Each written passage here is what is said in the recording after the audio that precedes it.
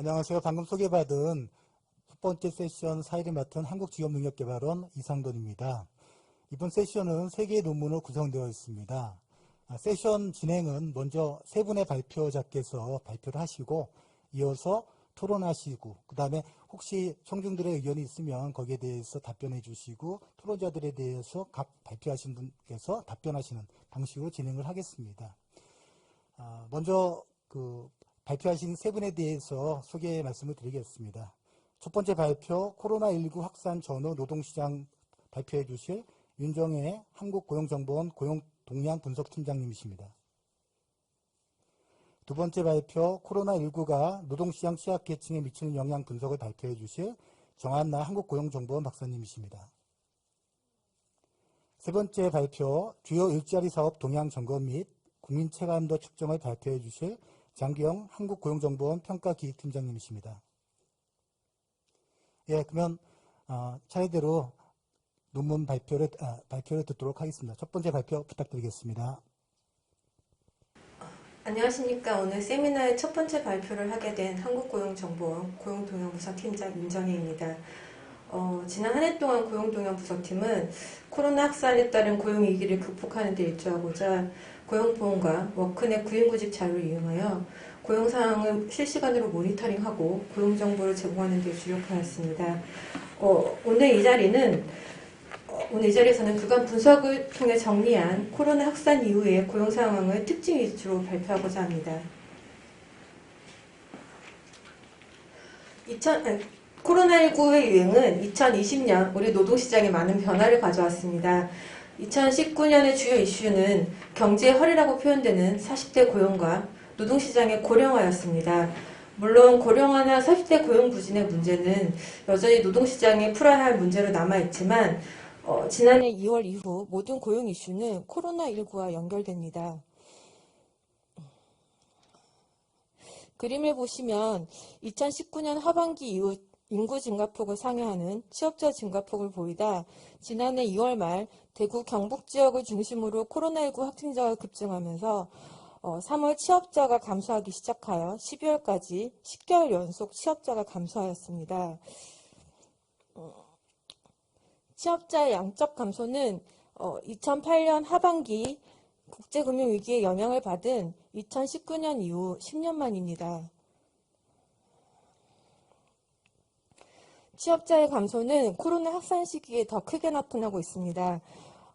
계절 조정치로 전월과 비교해보면 1차 유행 시점인 3월 전년 동월 대비 취업자가 68만 명 감소하면서 가장 큰 감소폭을 보였으며 4월 저점 이후 다소 회복 추이를 보이다 8월 중순 대규모 집회에 따른 수도권의 2차 유행으로 9월 다시 감소세를 보였습니다.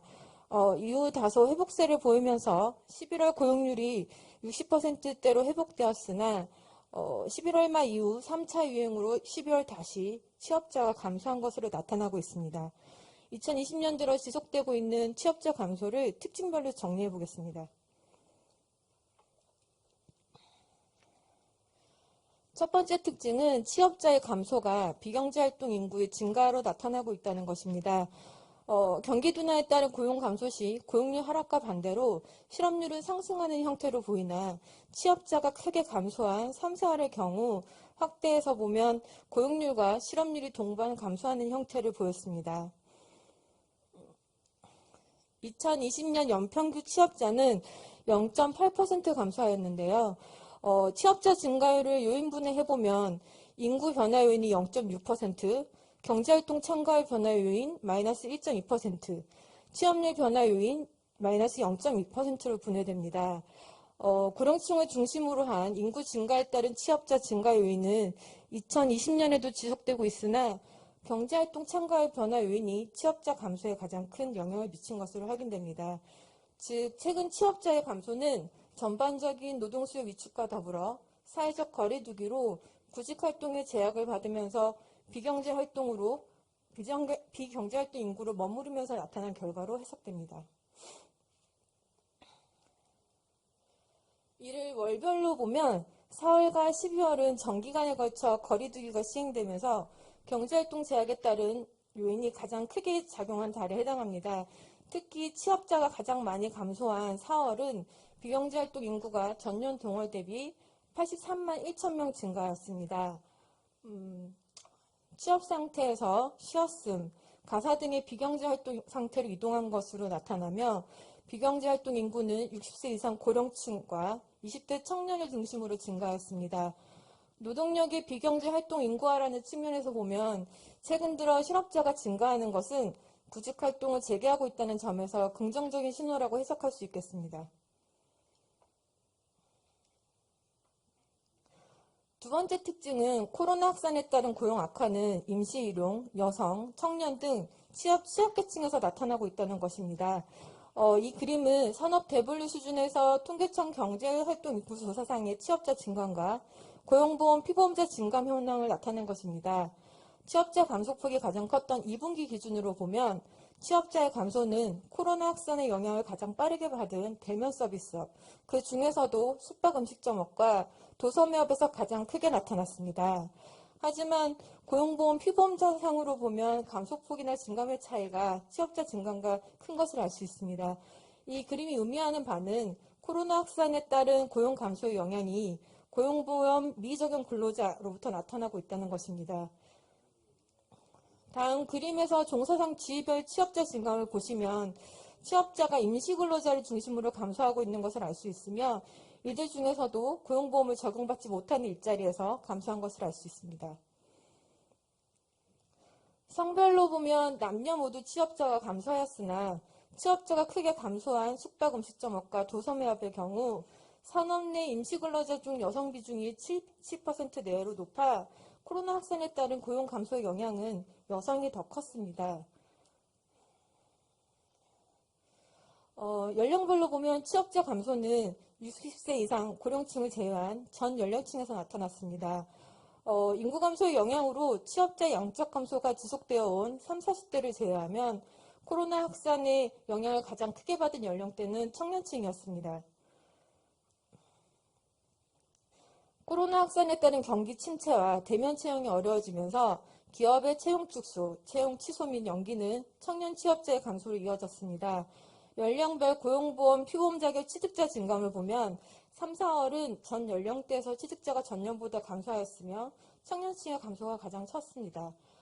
청년 일자리 사업에 힘입어 9월 들어 취득자가 증가한 것으로 나타나지만 여전히 청년 고용은 좋지 않은 상황입니다. 취업자 감소의 세 번째 특징은 코로나 확산의 영향이 업종별로 차이를 보인다는 것입니다. 감염병 위험의 차이는 업종별 성장률 및 취업자 증감에서도 나타나고 있습니다. 2분기 산업별 성장률을 보면 문화서비스업이나 운수업은 전년 동기 대비 마이너스 20%에 가까운 침체를 보인 반면 금융보험업이나 공공행정, 정보통신은 성장한 것으로 나타납니다. 물론 성장률과 취업자 증감이 바로 직결되고 있지는 않습니다. 코로나 확산의 영향이 업종 간에 어떤 차이를 보이는지 확인하기 위해서 고용보험 피보험자의 산업별 증감을 보면 보건복지, 공공행정 등 서비스업 부분 피보험자는 증가하고 제조업은 감소하고 있는 것으로 나타납니다. 전 세계적으로 코로나19 확산이 지속되면서 수출 부진에 따른 제조업 고용의 감소가 확대되어 오다 7월 저점을 찍고 감소폭이 축소되는 모습을 보이고 있습니다. 서비스업 내에서는 대면 서비스업이 타격을 받으면서 음식점업과 도매업에서 피보험자가 감소가 확대된 것으로 확인되며 반면 비대면 소비 증가로 소매업 중 무점포 소매업과 운수업 중 청거 운송 관련 서비스업의 증가는 지속되고 있습니다. 다음 제조업 생산 증가율을 보면 2분기 대부분의 제조업에서 감소한 것으로 나타났으나 3분기 들어 기타 기계, 전기 장비, 자동차 등에서 생산이 증가하거나 감소폭이 축소되면서 제조업 고용 상황은 2분기와 비교하면 다소 나아지는 모습입니다. 제조업 내에서도 업종별로 고용 상황은 차이를 보여 의약품, 마스크 제조 등에서는 피보험자가 증가한 반면 조선, 자동차 등에서는 감소하였습니다. 피보험자의 현황을 보면 코로나19 극복 희망 일자리, 청년 디지털 일자리 등 공공부문 일자리 사업으로 8월 고용보험 피보험자 규모는 1,400만 명대를 넘어섰으며 9월 이후 11월까지 4개월간 전년 동월 대비 30만 명대의 증가폭을 보였습니다. 공공행정 취득자가 8, 9월 2개월 연속 크게 증가한 것으로 나타나며 특히 정책 대상인 청년과 고령층을 중심으로 전 연령대에서 피보험자가 증가하였습니다. 하지만 12월 들어 사업 종료에 따른 상실자가 증가하면서 피보험자 폭은 둔화되었습니다. 전국적으로 공공부문 피보험자가 증가하면서 시군구 단위에서 피보험자 증가 지역도 확대되었으나 12월 들어서는 일자리 사업 종료로 감소 지역이 다시 확대되었습니다. 2020년 8월 기준 통계청 근로형태별 부가조사 결과를 보면 취업자가 감소하면서 정규직과 비정규직 모두 감소하였습니다. 비정규직 내에서는 한시적 근로자는 감소하고 기간제와 시간제 근로자는 증가한 것으로 확인됩니다. 최근 공공부문을 중심으로 한 피보험자의 증가는 기간제 비정규직 형태로 증가한 것으로 볼 수 있으며 실제 12월 공공행정부문 비자발적 상실자의 약 80%는 8월 이후 취득자였습니다. 또한 2020년 취업자 감소는 사업장들이 기존 인력을 감축하거나 신규 채용을 줄이면서 나타난 결과입니다.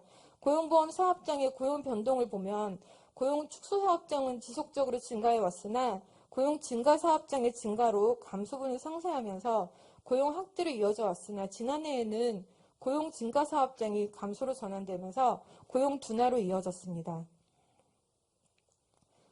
사업체 규모별 고용보험 사업장의 고용 변동을 보더라도 고용 변동은 주로 이들 소규모 사업장에서 나타나고 있습니다.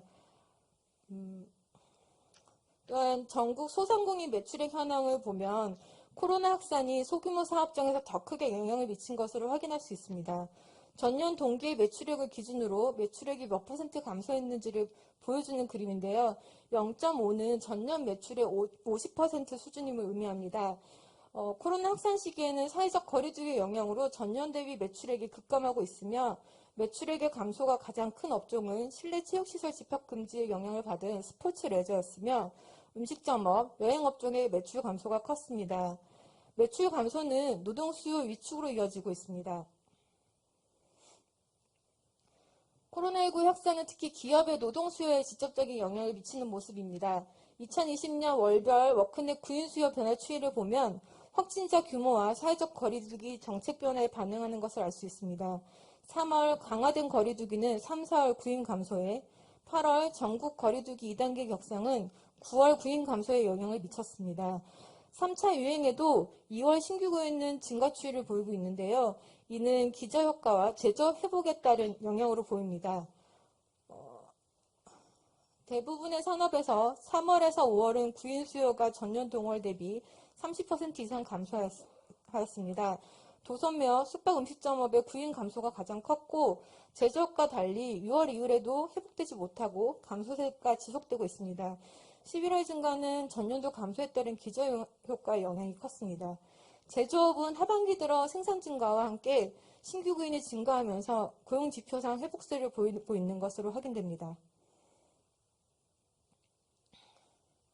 최근 들어 신규 확진자가 완만한 감소세를 보이면서 3차 유행이 진정 국면에 들어가는 듯 보였으나 성교의 집단 감염 등 신규 확진자가 다시 500명대를 보이는 등 코로나 확산으로 인한 노동시장의 불안 요인은 여전히 존재합니다. 지금은 취업 취약계층에 대한 지원과 양질의 일자리 창출 등 정책적 노력의 지속이 중요한 시기입니다. 코로나의 영향을 크게 받은 취업 취약계층과 고용보험 사각지대 등 정책 대상들에 대한 이후의 발표를 통해 코로나 확산의 영향과 정책 과제에 대한 좀 더 심도 있는 논의가 있을 것으로 기대합니다. 이상 발표를 마치겠습니다. 감사합니다. 예, 첫 번째 발표 잘 들었습니다. 예, 다음으로 이어서 두 번째 발표 정한나 박사님 부탁드립니다.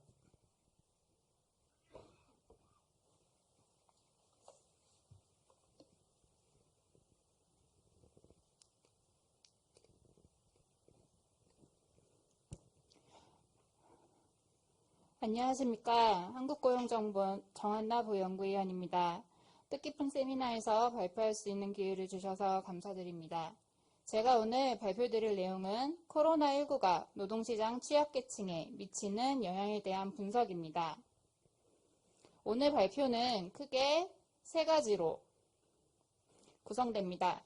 첫째는 질병관리본부 자료를 이용하여 코로나19 발생 후 주요 이벤트들과 확진자, 격리 해제자 추이를 설명드리고 워크넷 자료를 이용하여 고용동향 특징을 살피는 것입니다. 두 번째는 코로나19가 노동시장에서 신규 구인 신청과 신규 실업급여 신청자 수에 미치는 영향을 분석한 결과를, 그리고 마지막으로 외국인 청년 노동시장에서의 변화를 간단히 말씀드리도록 하겠습니다. 코로나 추이를 살펴보면 다음과 같습니다. 1월 3일 우한 집단 발병이 있었고 1월 20일 국내 첫 유증상자가 있었습니다. 2월 20일 대구 집단 발생 이후로 빨간색 그래프, 즉 확진자 그래프가 이제 그 수가 높아지는 것을 보이다가 2월 29일 확진자 813명으로 1일 최다 확진자 수를 기록합니다. 초록색은 격리 해제자 수입니다. 3월 22일 사회적 거리두기가 시행되었고 4월 6일 강화된 사회적 거리두기가 지속되었습니다.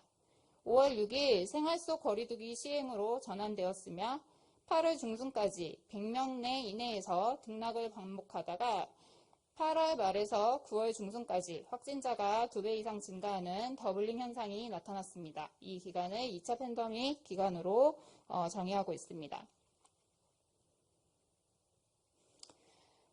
코로나19가 노동시장 취약계층에 미치는 영향에 대한 선행 연구들이 아주 많이 발표가 되고 있습니다. 그중 대표적으로 두 가지를 소개해드리겠습니다. 먼저 하버드대학교의 보야스 교수팀이 CPS 월별 자료를 이용해 진행한 분석에 따르면 코로나19의 고용에 미치는 영향이 이민자에게서 더 크게 나타나는 것을 확인하였습니다. 분석 결과 이민자의 실직률이 높은 이유는 원격 업무가 불가능한 일자리 일 가능성이 높기 때문이며 특히 밀입국자의 경우 팬더빙의 영향을 크게 받아 합법적 이민자에 비해 실직률이 월등히 높게 나타났습니다. 두 번째 연구입니다. 캘리포니아 산타클루즈 대학의 페어리 교수팀은 코로나19가 취약계층의 실업률에 미치는 영향을 분석한 결과 백인 근로자에 비해 아프리카계 미국인, 그리고 라티노, 에이지안 등에서 실업률 상승이 더 크게 나타남을 분석하였습니다. 그 원인으로 해당 근로자들의 저숙련으로 인해 해고가 쉬운 취약 일자리를 가지고 있을 확률이 높기 때문임을 지적하였습니다. 취약계층은 접근 방법과 정책 대상에 따라서 다양하게 정의될 수 있습니다. 본 연구에서는 취약계층을 저임금, 불안정 근로를 경험할 가능성이 높은 노동시장 그룹으로 정의하며 또한 데이터 활용 가능성을 고려하였습니다. 이어서 먼저 워크넷 구직 등록자 자료를 이용하여서 취약계층 특징을 살펴보면 다음과 같습니다. 표 1은 워크넷 구직 등록자 중 취약계층 분포를 보여줍니다. 19년 기준으로 전체 약 403만 건 중 워크넷에서 구분할 수 있는 세터민, 여성 가장, 장애, 자활, 저학력, 신규 고령자는 전체 구직 건수의 24.3%로 나타났습니다. 이 중 저학력 계층으로 분류되는 관측지가 가장 컸으며 그 다음으로 신규 고령자, 장애, 여성 가장, 자활 순으로 그 비중이 나타납니다. 그림 1을 통해 신규 계층, 취약계층, 신규 구직 건수 추이를 살펴보면 다음과 같습니다. 취약계층의 경우 2020년 전년 동월 대비 구직 건수 증감률이 3월에 마이너스 2.4%, 5월에 마이너스 1%등 감소 추이가 나타납니다. 또한 코로나19가 다소 회복세를 보이던 6월 이후 반등폭 역시 비취약계층에 비해 크지 않은 것을 보여줍니다. 9월 구직 건수 증가율은 비취업계층의 경우 19.2%를 기록하였으나 취업계층의 경우에는 8.9% 증가하는 데 그쳤습니다. 취약계층의 경우 외부 부정적 충격에 즉각적인 영향을 받지만 회복 속도에서는 더딘 것으로 나타났습니다.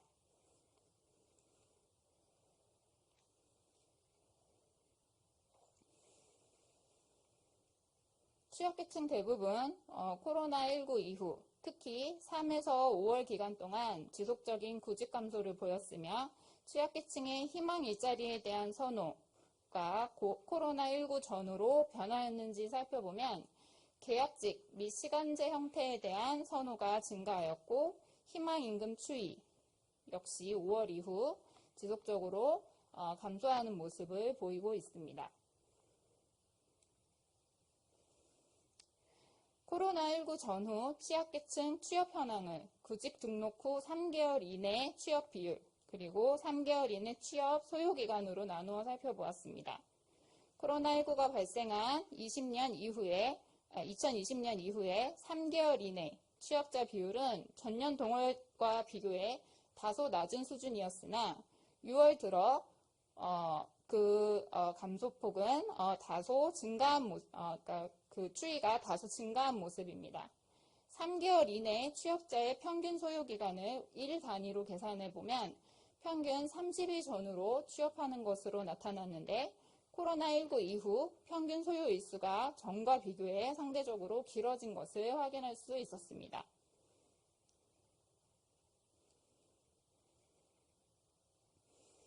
또한 취약계층의 구직 등록 당시 희망하는 월평균 임금과 실제 이직 시 받은 월평균 임금을 비교해보면 본인이 희망하는 임금보다 많거나 비슷한 임금 수준으로 취업한 경우는 20-30% 전후로 나타났으며 이 비율은 코로나19 이후 다소 낮아졌습니다. 두 번째 파트의 연구 결과를 말씀드리겠습니다. 첫 번째 파트와 마찬가지로 선행 연구를 먼저 말씀드리면 로체스터 대학의 칸 교수팀이 코로나 확산에 따른 노동 수요를 구인 수요와 실업급여 신청 건수를 이용해 분석하였습니다. 이 연구에 따르면 구인 건수가 3월 셋째 주부터 급감하였고 연초에 비해 30% 낮아졌으며 이것은 지역별 코로나 확산세 차이나 자가격리 정책 시행 시기에 상관없이 미 전역에 걸쳐 나타난 특징이었습니다. 이는 실업급여 신청 건수 증가에서도 유사한 특징을 확인할 수 있었습니다. 한국 사례를 통해 이를 살펴보면 그림 7과 같습니다. 신규 구인 건수는 대구 신천지 집단 발병 이후 2월 24일 감염병 심각 발령 이후 급속히 감소하기 시작했습니다. 강화된 사회적 거리두기가 시행됐던 4월 셋째 주에 전년 동기 대비 가장 낮게 나타났으며 한편 1차 팬데믹 기간에 크게 감소하였던 구인 건수는 점차 회복되는 모습을 보이고 있습니다. 이 같은 자료를 이용해 코로나19 기간 동안에 구인 신청에 미치는 영향을 분석하였습니다. 코로나 관련 독립 변수는 해당 일자의 확진자 수, 신규 격리자 수를 사용하였고 두 번째로 더미 변수로 사회적 거리두기 여부, 강화된 사회적 거리두기 여부, 생활 속 거리두기 여부입니다. 그 외 긴급 재난지원금 신청 기간 여부와 경기적 측면, 즉 생산, 소비, 금융, 고용 등 경제 부분별 경기 지표를 대표하는 한국은행의 경기 종합지수 지표를 사용하였으며 기업과 소비자 모두를 포함한 민간의 경제 상황에 대한 심리를 종합적으로 파악할 수 있는 경기 심리지수를 분석에 포함하였습니다. 이 같은 자료를 이용한 회귀 분석 결과를 살펴보면 다음과 같습니다. 1차 팬데믹 기간에는 코로나 확진자 수보다 신규 격리자 수가 많아질수록 구인 건수를 유의하게 낮추고 있었습니다. 또한 강화된 사회적 거리두기 기간에 구인 건수 감소 수준은 더 컸지만 사회적 거리두기에 대한 정부의 첫 번째 발표가 가지는 효과가 더 컸던 것으로 해석됩니다. 반면 생활 속 거리두기 지침은 신규 격리자 수가 구인 신청을 줄이는 효과가 유의함에도 불구하고 신규 구인 신청 건수를 높이는 효과를 가졌으며 사회적 거리두기 변수의 효과와 함께 고려했을 때 구인 신청 건수 감소폭을 매우 줄이는 효과를 가졌습니다. 표 3은 2차 팬데믹 기간을 대상으로 분석한 결과로 표 2와는 약간의 차이가 나타납니다. 먼저 사회적 거리두기 기준의 변화로 크게 1단계 거리두기와 그 이상의 거리두기 변수로 나누어 분석하였습니다. 코로나19 확진자 수가 증가해도 구인 신청 건수의 증가 결과는 나타나지 않았으며 격리자 수 역시 1차 팬데믹과 달리 구인 신청 건수에 미치는 유의한 값이 나타나지 않았습니다. 다만 2차 팬데믹 기간에 구인 신청자 수에 미치는 중요한 요인은 1.5단계 이상의 사회적 거리두기 변수였습니다. 또한 경제심리지수가 높아지면 구인 신청 건수를 유의하게 증가시키는 것을 확인할 수 있었습니다. 마지막입니다. 저희 분석에서 외국인 인력 사용과 또한 청년, 노동시장을 대상으로 분석한 결과를 간단하게 말씀드리겠습니다. 먼저 외국인 인력에 근무하는 사업장 규모가 작을수록 외국 인력 부족률이 높게 나타났으며 이는 2020년 코로나19 확산에 따른 외국 인력 도입 감소가 300인 미만에서 상대적으로 컸다는 것을 보여줍니다. 2020년 상반기 외국인 부족 인원이 증가한 산업은 제조업, 정보통신업, 보건업 및 사회복지 서비스업, 정보통신업이었으며 규모는 크지 않으나 이제 이 인력 부족률이 전년 대비 가장 크게 나타나는 것을 확인할 수 있었습니다. 마지막으로 청년 노동시장 분석 결과입니다. 소득 분위별로 청년의 취득자 증감을 연도별로 비교한 것입니다. 코로나19 기간에 2에서 4분위, 소득 2에서 4분위, 7에서 8분위 취득자 수가 크게 감소한 것으로 나타났습니다. 한편 전체 상실자의 분위별 증감을 살펴보면 9분위를 제외하면 모든 분위에서 전체 상실자는 감소했으며 특히 3분위의 감소폭이 가장 컸습니다. 이는 중하층 혹은 중상층의 감소라는 취득자 분석의 결과가 상실자 분석에서도 확인된 것입니다.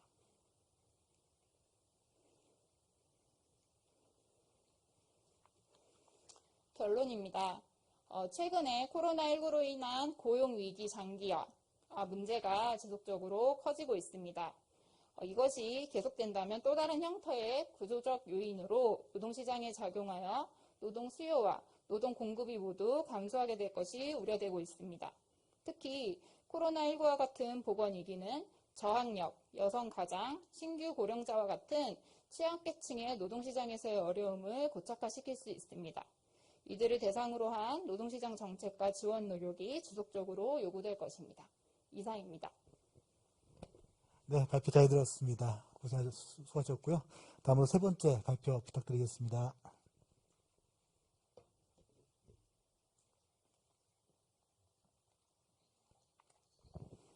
네, 안녕하세요. 일자리사업 평가센터의 장경입니다. 오늘 제가 설명드릴 내용은 주요 일자리 사업에 대한 동향 점검 내용과 국민 체감도를 빅데이터를 활용해서 측정해본 결과를 말씀드리고자 합니다. 발표에 앞서서 지난 한 해 코로나 상황 속에서 이런 일자리 사업에 대한 동향 점검이라든지 현장 점검을 위해서 함께 있어주신 저희 센터 직원분들께 감사의 말씀 다시 한번 드리겠습니다. 앞서 두 분 발표자께서도 말씀 주셨지만 지금 우리나라 이 노동시장 상황이라는 것은 뭐 전 세계적으로도 같은 상황이겠지만 굉장히 지금 어려운 상황입니다. 취업자가 지속적으로 감소하고 있는 상황이고요. 그에 따라서 정부는 지난해 그 일자리 사업에 대한 재정 투입을 굉장히 크게 확대를 했습니다. 처음에 일자리 사업 예산으로 측정되었던 그 규모가 25.5조 원 정도였는데요. 코로나 발생 이후에 더 큰 재정 확대를 통해서 30조가 이상이 되는 그런 재정이 일자리 사업에 투입되어 가지고 취약계층들을 위해서 현재 활용이 되고 있습니다. 다른 주요 선진국도 마찬가지입니다. 지금 전 세계적인 이 코로나 팬데믹 상황에서는 그 고용 유지와 같은 근로자들의 그 열악한 상황을 케어해주고 그 지원해주기 위한 여러 가지 적극적인 이제 조치들이 이루어지고 있는데요. 특히 OECD나 ILO와 같은 국제기구에서도 이런 적극적인 정부의 조치를 통해서 고용 상황을 안정화시킬 것을 권고를 하고 있습니다. 저희 한국고용정보는 지난 한 해 코로나19 비상체제를 선포를 하면서 상시적으로 이런 일자리 사업에 대한 동향 점검을 실시를 하고 있고요. 이런 작업들은 개별 부서에서만 이루어지는 것이 아니고 저희 원 전체적으로 협업 프로세스를 구축해서 부서 간의 협업을 통한 그런 작업들이 이루어지고 있습니다. 오늘 말씀드린 내용의 대부분은 이제 동향점검과 관련된 내용인데요. 저희 원이 보유하고 있는 고용보험 데이터베이스라든지 일무화 시스템, HRD넷과 같은 그 데이터들, 그리고 일자리 사업은 현장에서 사업이 어떻게 운영되고 있는지를 점검하는 것이 굉장히 중요합니다. 그래서 그런 일자리 사업에 대한 현장 모니터링 결과, 그런 것들을 활용해가지고 정책 당국에 정책 자료로 제공을 하고 있습니다. 우선 집행 현황을 보시면 대표적인 이제 사업이 희망 일자리 사업인데요. 지난 한 해 이제 본격적으로 도입이 돼서 운영이 되고 있는데 이 희망 일자리 사업은 취약계층의 참여를 목표로 하고 있습니다. 정부가 직접 일자리를 창출하는 사업이기 때문에 참여하는 대부분의 이제 취약계층에서 많이 참여를 하고 계신데 문제는 코로나 상황이 계속해서 악화가 됐다 완화가 됐다는 반복 현상이 이루어지고 있기 때문에 당초 목표 달성을 하기 어려운 그런 상황들이 많이 지금 직면해 있다는 것입니다. 그럼에도 불구하고 정부에서는 적극적으로 이런 직접 일자리를 창출하는 그런 사업들을 수행을 하고 있습니다. 또 하나 이제 가장 많이 활용되고 있는 정부 지원 사업이 고용유지 지원금입니다. 지난 한 해 고용유지지원금에 대한 신청 건수를 보면 누적 건수로 약 50만 건 신청이 들어왔습니다. 이 수치는 아마 역대 최고의 수치로 그간 볼 수 없었던 수치인데요.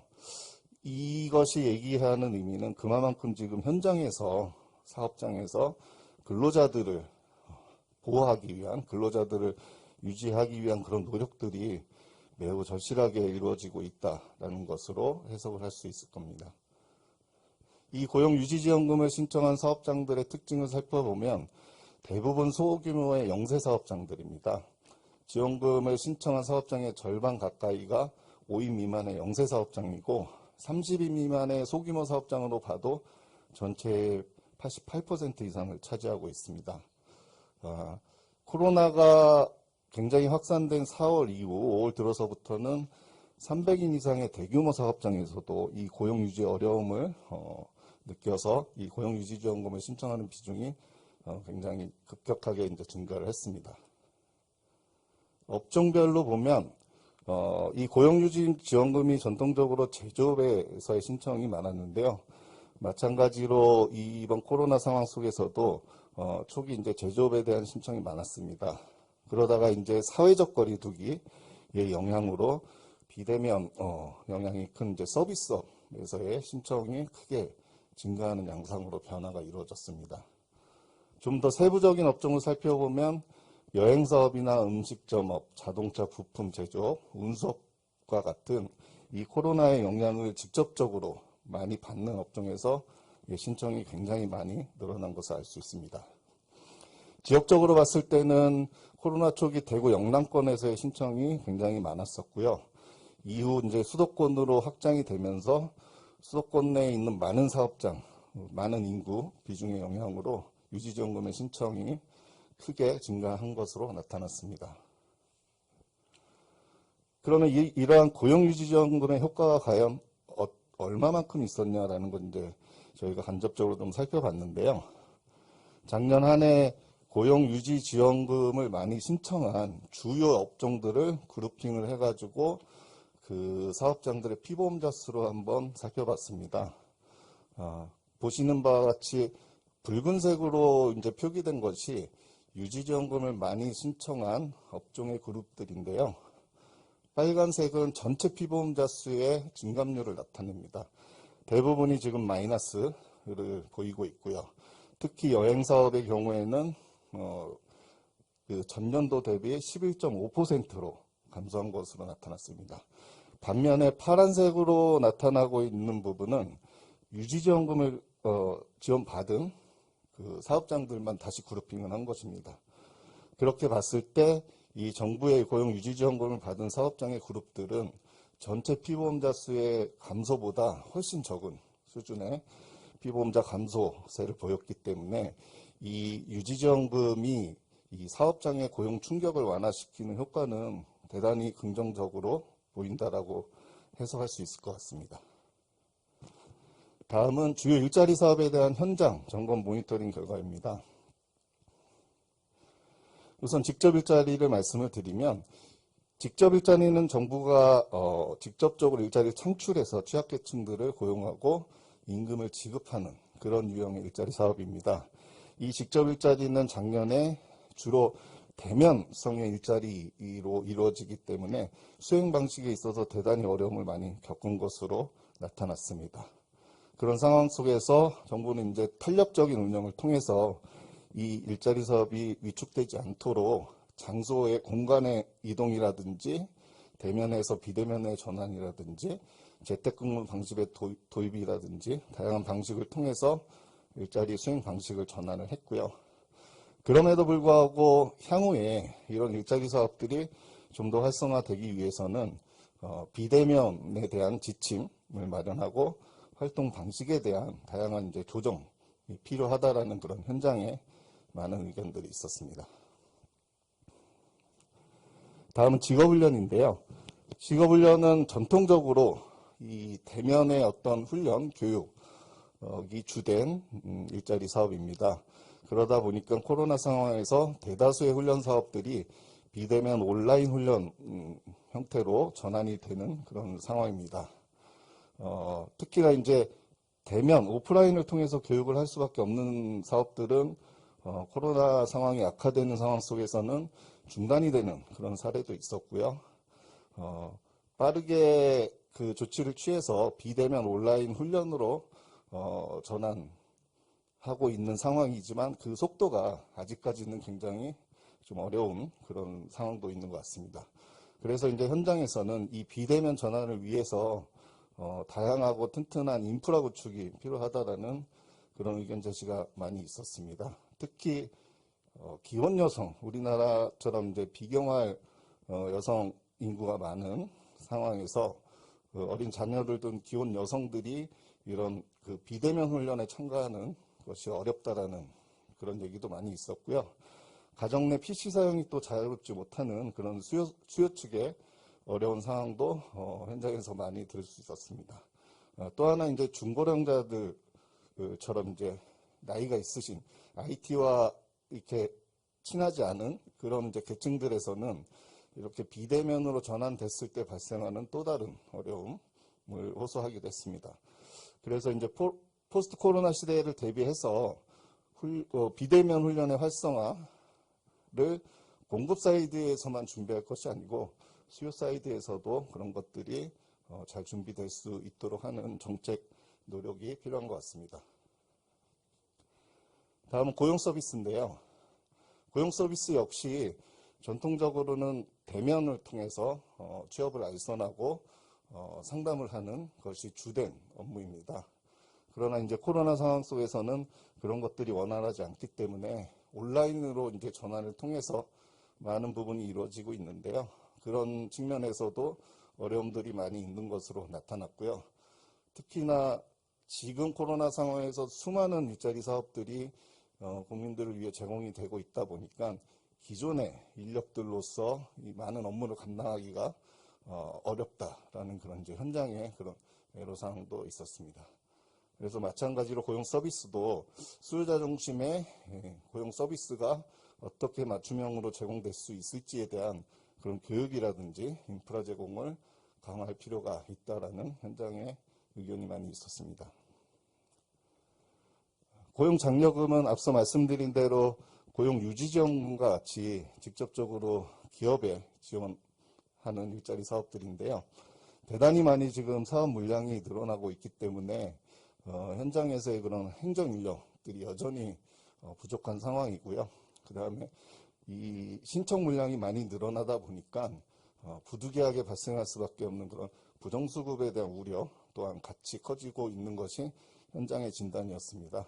따라서 이런 고용 장려금과 관련해서는 사업장의 고용 안정을 먼저 이끌어내는 것이 중요하기 때문에 향후에 이제 대규모 감원이나 실업에 대한 예방을 중점적으로 하되 그 기업 지원금에 대한 안정적인 그런 지원 체계 그리고 부정수급 방지를 위한 대책이 함께 병행될 필요가 있다라고 보이고 있습니다. 마지막으로 실업소득 유지 지원인데요. 실업급여 또한 아마 역대 최대로 지금 신청 물량이 증가하고 있는데요. 정부에서는 이제 그 비대면 인정 방식 등을 도입을 해서 행정적으로 소요되는 그런 가중을 완화시키려고 노력을 하고 있습니다. 다만 이제 이렇게 계속 바뀌고 있는 그런 행정의 어떤 변화들이 현장에서는 익숙해지는 데 필요한 시간 그리고 그것을 처리하기 위한 인력의 필요들이 여전히 이제 요구가 되고 있습니다. 그래서 온라인 인정의 필요성은 충분히 현장에서도 느끼고 있고요. 다만 이제 구직 노력에 대한 확인을 강화하고 반복 수급이나 고의 실직을 예방하는 그런 노력들이 함께 이루어질 필요가 있다라는 의견이 있었습니다. 마지막으로 일자리 사업에 대한 국민 체감도 측정을 말씀드리겠습니다. 이 분석은 저희가 직접적으로 데이터를 활용한 분석은 아니고요. 민간의 빅데이터 서비스 업체와 협력을 통해서 주요 일자리 사업에 대한 키워드를 가지고 국민들이 어떻게 체감을 하고 있는지, 어떤 언급들이 많이 이루어지고 있는지를 탐색적으로 한번 측정을 해본 것입니다. 이 빅데이터 분석은 기본적으로 정확한 인과관계 파악에는 좀 한계가 있습니다. 언급량을 중심으로 하기 때문에 다만 이런 표면적인 어떤 국민들의 체감 파악을 통해서 향후 이제 후속 연구를 위한 정보 제공에 의미를 두고 있다라고 보시면 될 것 같습니다. 저희가 살펴본 내용으로는 8개 분야의 일자리 사업 키워드를 가지고 측정을 해봤는데요. 가장 많이 언급된 채널이 뉴스였고요. 그 다음에 이제 카페에서 일자리 사업과 관련된 언급이 많았던 것으로 나타났습니다. 그런 사업들과 관련된 주요 단어들이 어떤 것들이 많이 언급됐나 살펴보면 취업이나 실직, 휴직, 퇴사 등 이제 고용 불안에 대한 그런 국민들의 언급 또는 기사화가 많이 된 것으로 나타났습니다. 또한 이제 코로나19로 인해서 노동시장의 어려운 상황이 이 개별 일자리 사업의 어떤 특성에 따라서도 언급이 많이 됐었던 것 같은데요. 희망 일자리 사업이나 뭐 청년 디지털 일자리 사업, 청년 내일 채용 공제와 같이 직접적인 일자리 창출에 지원을 하고 있는 사업들은 상대적으로 긍정적인 단어들이 함께 많이 쓰인 것으로 나타났고요. 고용유지지원금이나 실업급여, 긴급 고용안정지원금은 현재 코로나 상황에서 대표적으로 지원이 가장 많이 이루어지고 있는데 이 사업들이 노동시장의 어려운 상황을 대표하는 지원 사업이기 때문에 상대적으로 그 어려움이 반영된 부정적인 단어들이 함께 많이 언급이 된 것으로 파악을 할 수 있었습니다. 지역별로도 마찬가지로 코로나 상황에 따라서 코로나가 좀 악화되었던 지역에서는 그런 어려움들이 많이 좀 표출이 된 것으로 나타났습니다. 마지막으로 코로나19 상황에서 이 정부의 일자리 사업의 대상은 누구냐, 정책 대상으로 봤을 때는 명확하게 청년이나 장애인, 노인 등 우리 사회의 취약계층에 대한 언급이 굉장히 많았습니다. 따라서 향후 정부가 일자리 사업을 추진하는 데 있어서 이 취약계층에 대한 정책, 타겟을 명확히 할 필요가 있다는 것이 국민들의 체감도로도 확인할 수 있었다라고 말씀을 드릴 수 있을 것 같습니다. 네, 이상으로 발표를 마치겠습니다. 예, 수고하셨습니다. 지금까지 세 분의 발표를 잘 들었습니다. 그럼 이어서 이 발표에 대한 토론을 듣도록 하겠습니다. 토론에 앞서서 토론에 참여해 주신 세 분의 토론자에 대한 소개가 있겠습니다. 먼저 첫 번째 발표에 대해서 토론을 맡아주신 황효정 고용노동부 일자리정책평가과장님이십니다. 두 번째 발표에 대한 토론을 맡아주신 최바을 통계청 경제사회통계연구실장님이십니다. 세 번째 발표에 대한 토론을 맡아주신 신영구 한국노동연구원 고용역량평가센터 평가기획팀장님이십니다. 예, 지금부터 순서대로 황효정 과장님부터 한 분씩 발표 토론해 주시 부탁드리겠습니다. 네, 안녕하세요. 고용노동부 일자리정책평가과장입니다.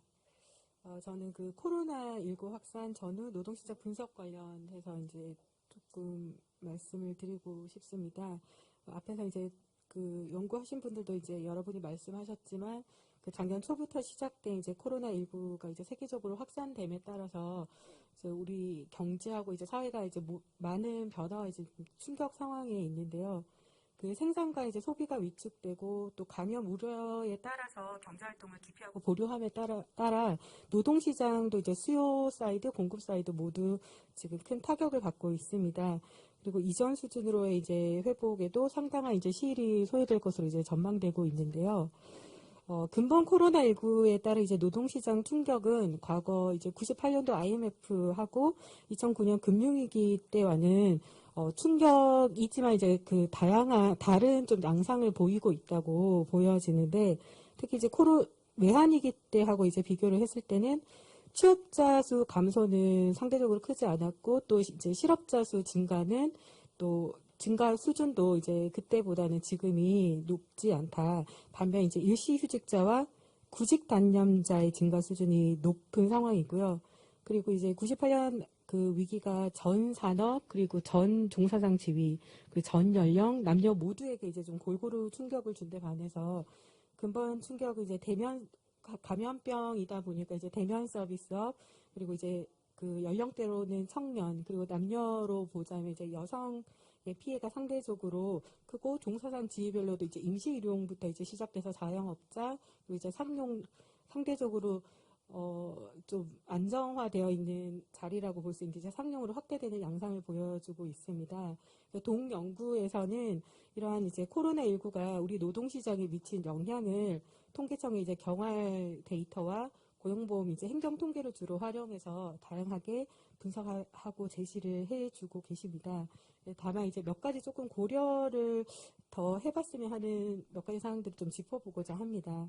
이번 그 노동력의 경제활동 인구화와 관련해서 저희 우리나라 지금 취업자 수가 작년 3월부터 이제 나타나기 시작했는데 그 코로나 영향을 보다 좀 정확하게 보시기 위해서 그 취업자 수 감소 요인을 이제 여러 가지로 좀 분해를 하셨습니다. 그래서 고령 인구 증가라던가 30, 40대 인구 감소는 사실 코로나 이전에도 이제 지속되어 왔던 상황이기 때문에 그 부분을 좀 분해를 하셨고, 그다음에 이제 비경활 인구의 증가, 코로나로 인한 비경활 인구의 증가를 지금 취업자 수 감소 이제 주요 이제 원인으로 보고 계신데 그런 부분에 적절하다고 보이고요. 다만 2019년도에 지금 고용 상황이 되게 좋았기 때문에 그때 이제 취업자 수 그 증감으로 볼 때 그 되게 큰 폭으로 이제 증가하고 있었던 상황이기 때문에 그때 이제 기저 효과라던가 그런 이제 좀 추가적인 부분들도 좀 고려를 해서 좀 더 분해를 해서 제시를 하실 수 있다면 좀 코로나의 충격으로 인한 이제 고용 상황의 효과를 조금 더 정확하게 제시할 수 있지 않을까라는 생각이 됩니다. 3번에 이제 취약계층 이제 고용 악화 부분에 대해서 고용보험의 적용보다는 미적용되고 있는 그런 근로자, 그리고 상용보다는 임시일용, 남성보다는 여성, 연령대로 이제 청년층과 같은 이제 좀 취약계층들의 타격이 컸다라는 부분들을 이제 데이터를 가지고 제시를 해주고 계십니다. 그런 부분들이 이제 저희도 체감적으로도 그렇게 느껴지는 부분인 것 같고요. 이제 다만 연령대 그 청년층과 관련해서 고용보험 이제 취득자 증감도 이제 월별로 이제 시기열로 제시를 해주고 계신데 그 그래프로 봤을 때 3, 4월 달에 이제 감소폭이 가장 컸고 이제 9월 달에는 이제 좀 큰 폭으로 증가를 하고 있는데 요게 약간 이제 3, 4차 추경 사업으로 인해 이제 청년 사업들로 인해서 고용보험 취득자가 증가했다 이렇게 좀 제시를 하고 계신 것 같습니다. 다만 제가 봤을 때는 그 11월에 다시 조금 그 청년 취득자가 이제 좀 감소를 하고 12월에 다시 좀 큰 폭으로 증가하고 있는 부분이 있는데 조금 그 부분들을 뭐 경활이든 다른 자료들을 통해서 좀 추가적으로 분석을 하셔서 12월에 이렇게 더 다시 이렇게 증가를 하고 있는 그 요인이라던가 아니면은 그 아까 그 정부의 일자리 사업이 영향을 미쳤다면 그 조금 세부적으로 업종이라던가 이런 것들 좀 더 살펴보셔서 실제 얼마만큼 그것들이 영향을 미쳤고 그게 일자리 사업의 효과로 이제 볼 수 있을지 그리고 말씀드린 그 12월에 다시 증가하고 있는 그 사업들은 그것도 이제 뭐 일자리 사업이 만약에 종료됐다면 감소를 할 텐데 이제 좀 큰 폭으로 좀 증가하고 있는 부분들이 있어서 그 부분들은 조금 다시 한번 짚어보실 필요가 있지 않나라는 생각이 듭니다. 그 다음에 4번의 업종별 고용 상황 편차 심화와 관련해서 또 그 코로나19에 따른 충격이 이제 업종별로 이제 달랐다는 부분에 이제 당연히 동의를 하고요. 이제 제조업 안에서도 또 그 25개 그 제조업 중분류로도 이제 그 충격을 보면 이제 다 증가한 세부 업종도 있고 이제 감소한 세부 업종도 있습니다. 다만 그 그림에서도 제시를 해주셨던 거와 같이 한국은행의 그 산업별 부가가치 성장률하고 경활의 이제 산업별 취업대수 증감을 조금 이제 예시로 들고 계신데 조금 그걸 살펴보면 약간 그 증감의 방향이 좀 상충하는 경우가 많습니다. 예를 들어서 뭐 문화서비스나 운수업 같은 경우 2분기에 부가가치 성장률이 마이너스 20%까지 나타나는데 지금 경활에서의 취업자 증감은 운수 창고업하고 이제 뭐 알산업으로 볼 수 있는 알산업이 이제 예술 스포츠 여가 부분이 이제 플러스를 오히려 보이고 있고 또 다른 뭐 농림업이라든가 금융보험, 공공행정 등 모든 업종이 아니고 대부분의 업종에서 제가 봤을 때는 그러니까 반대 경향성을 좀 보이고 있어서 조금 한계가 있지 않은가라는 생각이 듭니다. 물론 그 부가가치 성장률이 바로 이제 고용에 이제 직결되거나 즉시적으로 반영될 수 있는 부분은 아니지만 경활은 좀 산업을 반영하기 힘든 가구조사라는 좀 그 특성 때문에 업종을 좀 고려하기 힘든 근본적인 한계가 있다고 보이고요. 그렇기 때문에 그 산업 업종별로 어떤 그 이렇게 상황을 보이고 이게 이제 어떻게 변하고 있는가를 볼 때는 오히려 제가 봤을 때는 업종을 고려해서 표본을 구성하는 사업체 노동력 조사와 같은 그런 다른 데이터를 좀 활용해서 분석하시는 것이 그 조금 더 정확하게 볼 수 있지 않은가라는 생각이 듭니다. 그리고 뭐 고용보험 행정 통계를 활용할 수도 있겠지만 이 부분도 뭐 커버리지가 지금 뭐 그 임금 근로자로 좀 한정되어 있고 한 1,400만 정도밖에 커버가 되지 않기 때문에 그리고 그 안에서도 업종별로 제조업 같은 경우는 가입률이 높지만 뭐 숙박 음식 같은 경우는 커버가 지금 상당히 되지 않고 그런 업종별 편차도 크기 때문에 말씀드린 그 아까 사업체 노동력 조사와 같은 그런 조금 다른 데이터들을 이용해서 좀 분석을 해보신다면 좀 업종별 고용상 편차는 조금 더 정확하게 보실 수 있지 않을까라는 생각이 듭니다. 그리고 5번에 그 일자리 사업으로 이제 고용이 견인됐다라는 그 부분과 관련해서도 그 작년에 이제 취약계층의 소득 감소를 완화하고 그다음에 노동시장 진입이 어려운 청년층들이 이제 경제활동 단절을 완화하기 위해서 이제 정부가 직접 일자리 외에도 3, 4차 추경을 통해서 한 60만 개 일자리를 추가적으로 창출하고 지원을 한 바 있습니다. 다만 여기 이제 분석에서 그 8월 달 근로 형태별 이제 그 통계청의 부가조사에서 시간제와 이제 기간제가 증가하고 있는 부분을 제시하시면서 이런 것들이 이제 좀 일자리 사업들이 전반적인 노동시장 일자리들을 저하시켰다라고 이렇게 좀 하시는 부분에 대해서는 그러한 일자리 사업들이 당연히 단기간을 이제 생각을 하고 이제 설계된 사업들인데 당연히 이것들이 이제 뭐 기간제라던가 시간제 증가에 어느 정도 영향은 줬을 거겠지만 그 얼마만큼 영향을 줬는지에 대한 세부적인 분석이나 제시 없이 그 경활 부가조사 결과를 제시하시면서 이제 일자리 사업으로 이제 일자리 질이 저하됐다라고 이렇게 하시는 거는 조금 확대 해석될 수 있는 우려가 있어서 그 표현이라든가 이런 부분들을 조금 주의를 하실 필요가 있을 것 같고요. 그런 정부 재정 지원 일자리가 지금 노동시장 쇼크 상황에서 얼마만큼 완충작용을 했는지, 완충작용을 하고자 했던 것이 목적이었기 때문에 얼마만큼 완충작용을 했는지는 보다 다각적이고 좀 추가적인 연구를 하고 이걸 평가를 해봐야 되는 것이 지금의 또 그 과제 부분이라서 이런 부분은 향후에도 이제 그런 연구나 평가가 이제 이루어질 것 같습니다. 그리고 마지막으로 노동 수요 위축과 관련해서 그 코로나 진행 상황, 그러니까 확진자 증가와 노동 수요와 노동 수요의 이제 음의 상관관계를 월별 이제 워크넷 구인 수요로 이제 좀 제시를 해주셨습니다. 당연히 이제 양자 간의 연관성이 있을 거고요. 다만 워크넷 데이터도 전체의 어떤 노동 수요를 커버하는 한다고 보기 좀 어렵기 때문에 그 부분에 대해서도 어떤 사업체를 기반으로 한 어떤 수요, 뭐 그 사업체 노동력 조사에서 채용 인원이나 이제 입직 인원을 본다거나 아니면은 직종대 사업체 노동력 조사에서 구인 인원으로 조금 보완을 하신다거나 그렇게 좀 데이터 그 분석이 돼야지 이제 워크넷 자료만으로는 그 전체 노동 수요, 특히 여기는 이제 업종별로까지 쪼개서 지금 분석을 하셨는데 전체 노동 시장을 커버하는데 조금 한계가 있어서 그런 부분들은 조금 한번 재고를 해보시면 어떨까라는 생각이 듭니다. 이상입니다. 네, 감사합니다. 이어서 두 번째 발표에 대한 토론 부탁드리겠습니다. 네, 반갑습니다.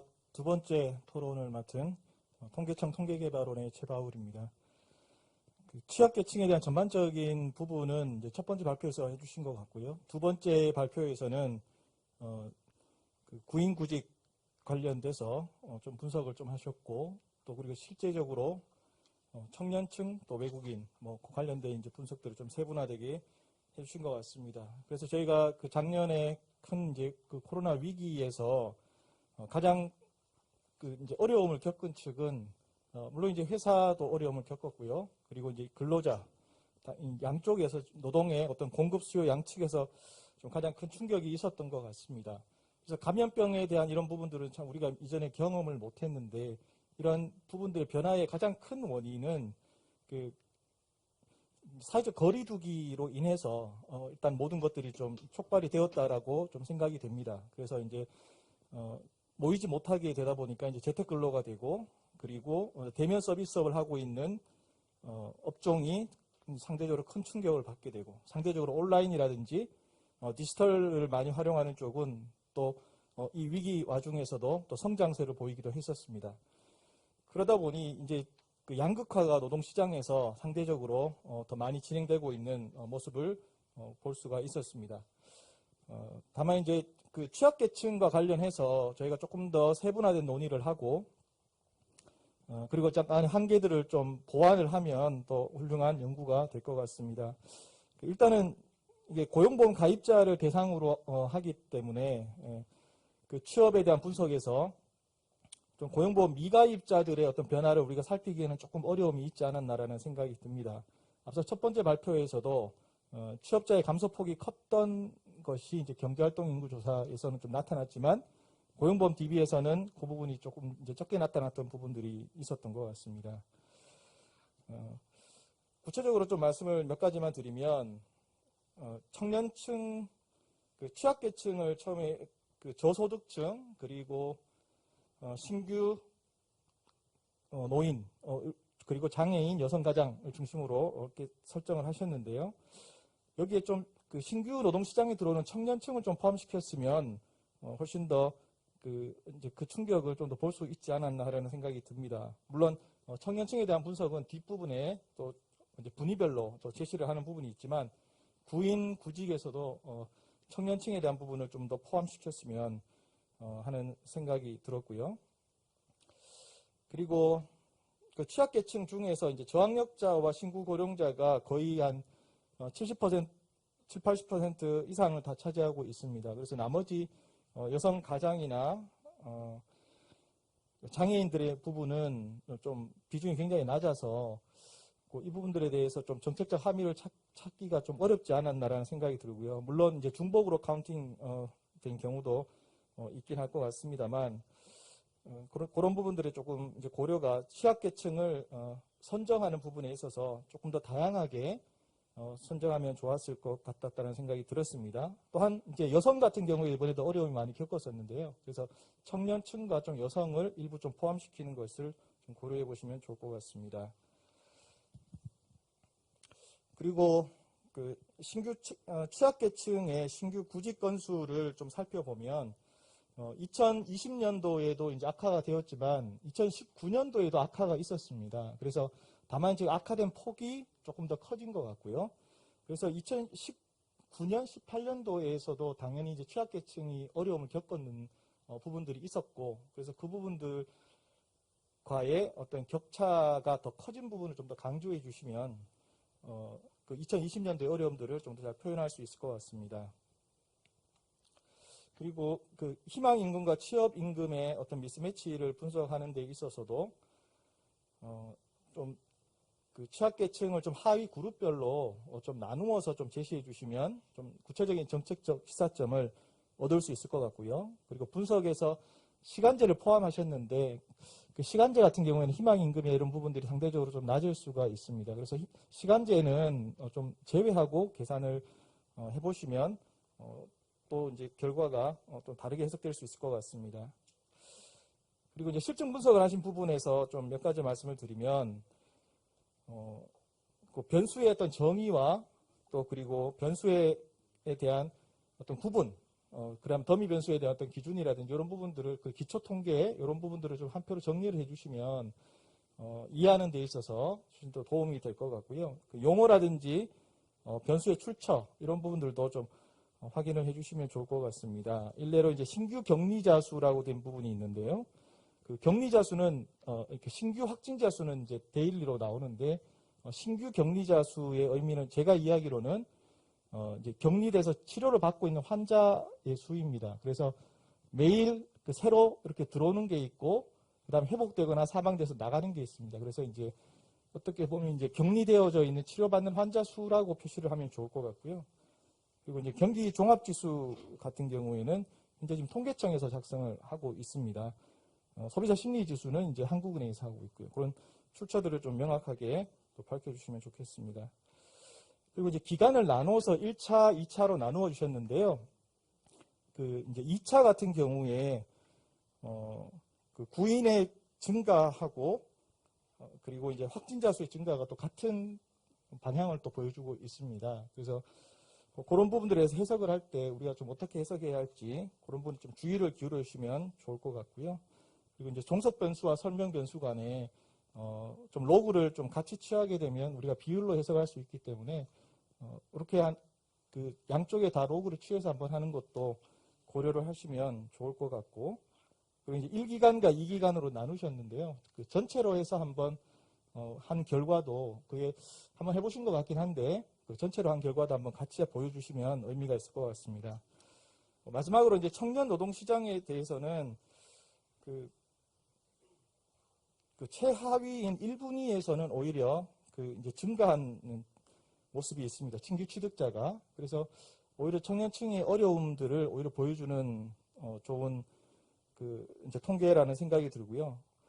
그리고 그 상실에 있어서는 뭐 중하위와 중상위 가릴 것 없이 대부분 이제 상실이 줄어들었는데요. 근데 이제 이 부분에 있어서도 좀 자발적인 퇴직자하고 비자발적인 퇴직자를 우리가 좀 구분할 수 있다면 청년층들이 어려운 상황이기 때문에 스스로 나가는 경우는 최소한 줄어들겠지만 비자발적으로 나가는 경우는 어쩔 수 없이 생겼을 것 같습니다. 그래서 그 부분들을 해석하실 때에 자발적, 비자발적을 혹시 변수상에 구분할 수 있다면 포함시켜 주시면 좋을 것 같습니다. 마지막으로 그 취약 계층별로 어쨌든 구분을 하면서 이제 연구를 하셨는데요.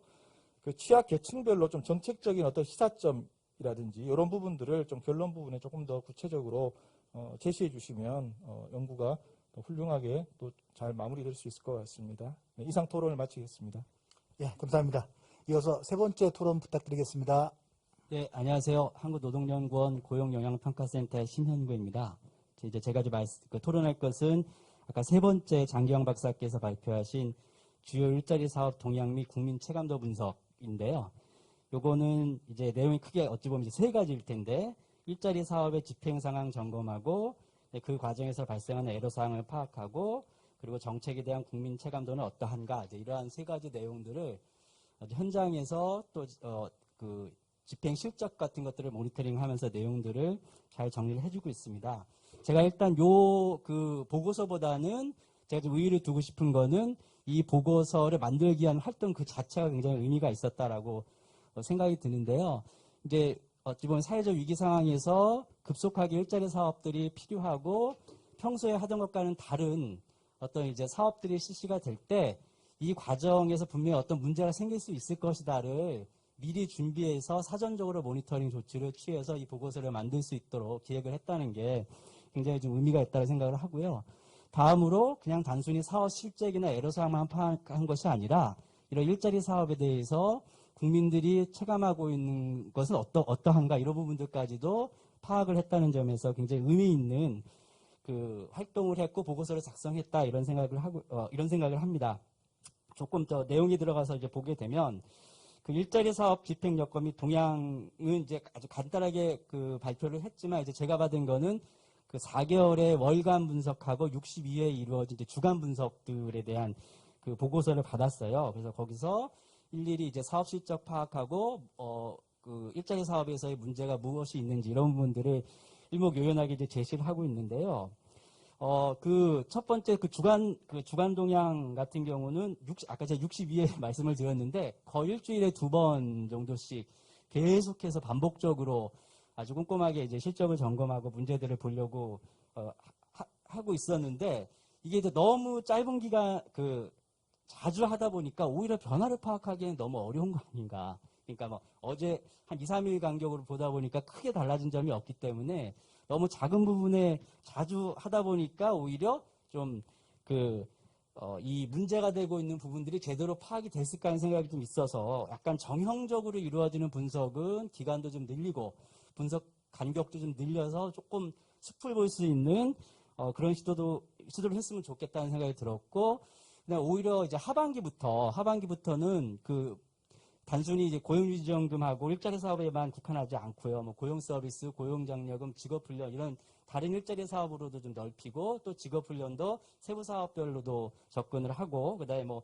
조선산업이나 섬유산업 같은 지역산업의 어떤 우리가 위기라고 볼 수 있는 지역산업도 좀 검토를 하고, 뭐 긴급 고용안정금 집행이나 청년 일자리 사업이나 뭐 이런 사업들까지도 좀 모니터링 대상을 좀 넓혀가서요. 굉장히 좀 다채로운 사업 상황들을 좀 볼 수 있어서 그 내용이 굉장히 흥미롭고 지금 일자리 사업을 어떻게 개선할 것인가에 대한 현장 사항들을 잘 정리를 해주고 있다. 그래서 그런 식으로 오히려 모니터링을 만약에 올해도 진행이 된다면 그렇게 했으면 어떻겠는가 하는 생각들을 좀 해봤고요.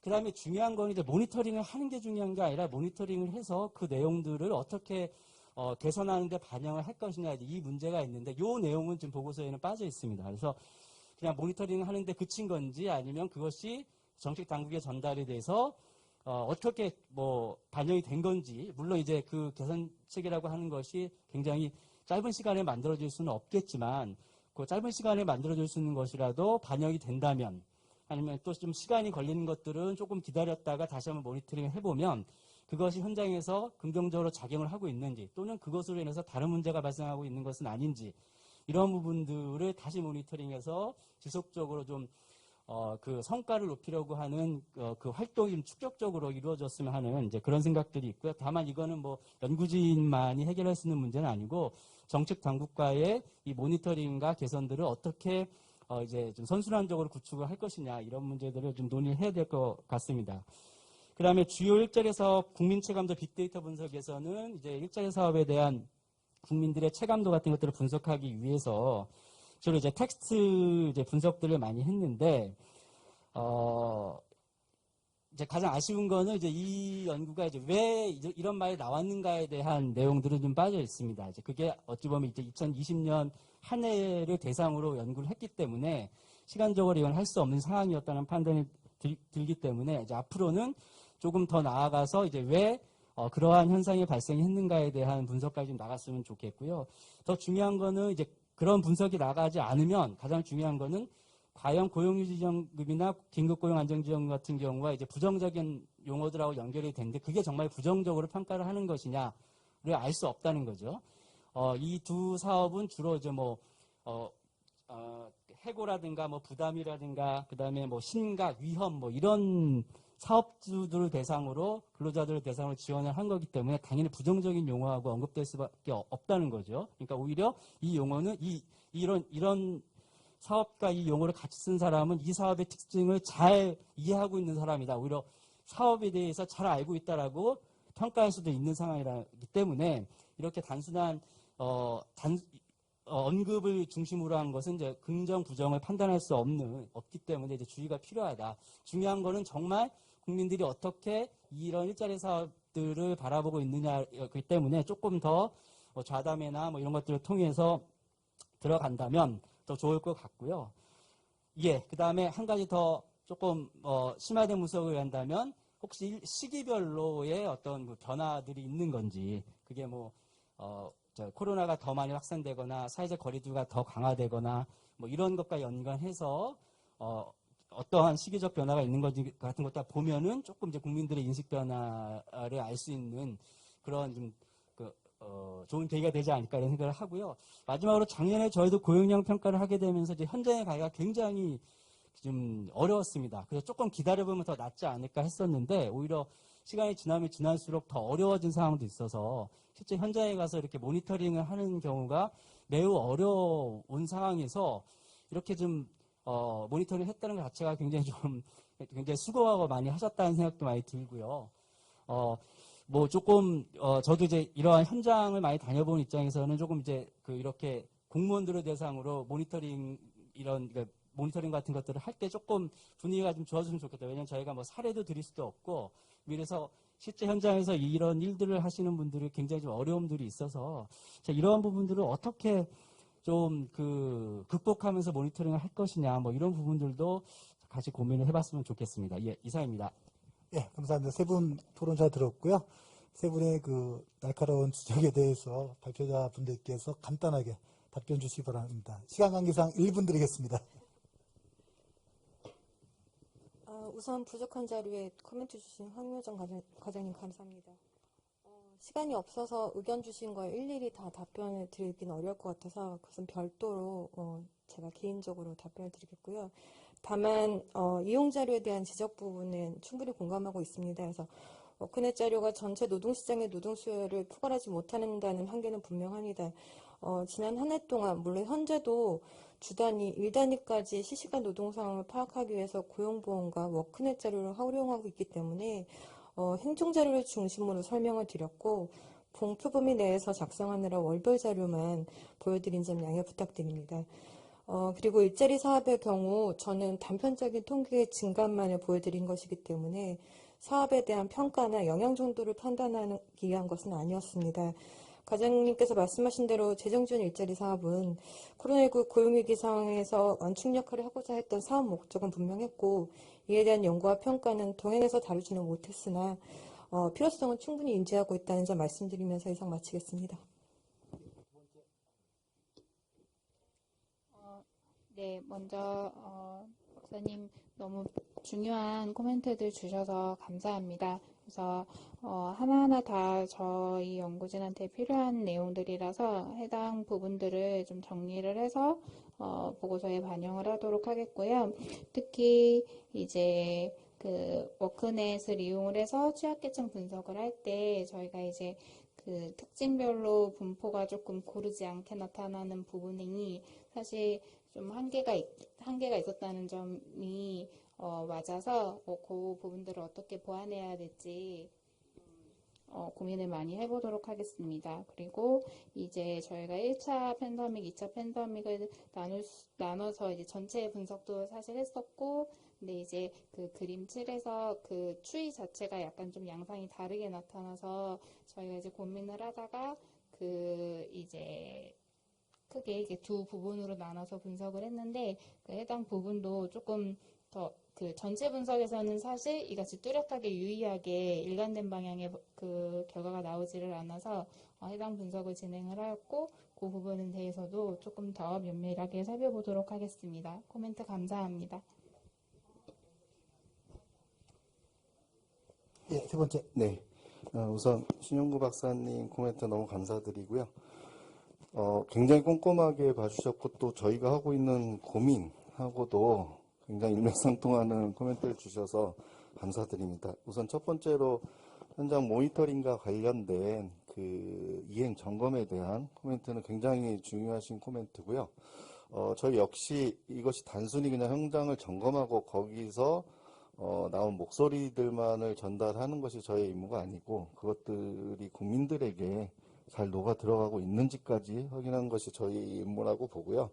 그런 것들은 말씀하신 대로 저희 스스로만 하기에는 힘든 부분이 있고요. 지금 와 계신 우리 황유정 과장님 일자리 정책 평가를 총괄하고 계신 과장님과 같이 상의하면서 좀 더 국민들에게 다가갈 수 있는 정보들이 제공될 수 있도록 노력을 하겠습니다. 그리고 또 하나가 이제 빅데이터 분석 쪽인데요.